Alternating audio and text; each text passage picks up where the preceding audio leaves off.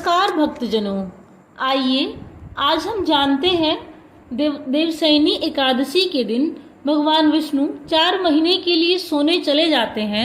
इसके पीछे की कथा क्या है? कथा इस प्रकार है। वामन पुराण के अनुसार असुरों के राजा बलि ने अपने बल और पराक्रम से तीनों लोकों पर अधिकार कर लिया था।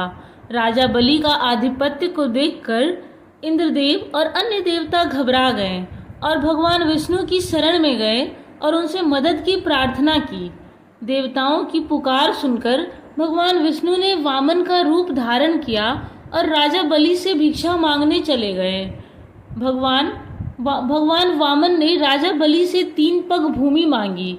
पहले और दूसरे चरण में वामन भगवान ने पृथ्वी और आकाश को नापा। अब तीसरा कदम रखने के लिए कुछ बचा नहीं था, इसलिए राजा बलि ने भगवान विष्णु से तीसरा कदम अपने सिर पर रखने को कहा। भगवान वामन ने वैसा ही किया।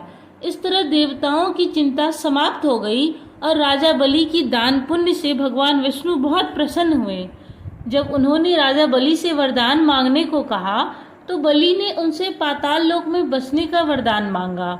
यज्ञ की इच्छा पूरी करने के लिए भगवान को पाताल लोक जाना पड़ा। भगवान विष्णु के पाताल जाने के बाद सभी देवतागण और माता लक्ष्मी चिंतित हो गई। उन्होंने अपने पति भगवान विष्णु को वापस लाने के लिए माता लक्ष्मी एक गरीब महिला के रूप में राजा बलि के पास पहुंची और उन्हें अपने भाई के रूप में राखी बांधी।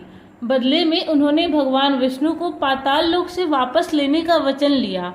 पाताल लोक से विदा लेते हुए भगवान विष्णु ने राजा बलि को वरदान दिया कि वह आषाढ़ शुक्ल पक्ष की एकादशी से कार्तिक शुक्ल पक्ष की एकादशी तक पाताल लोक में निवास करेंगे।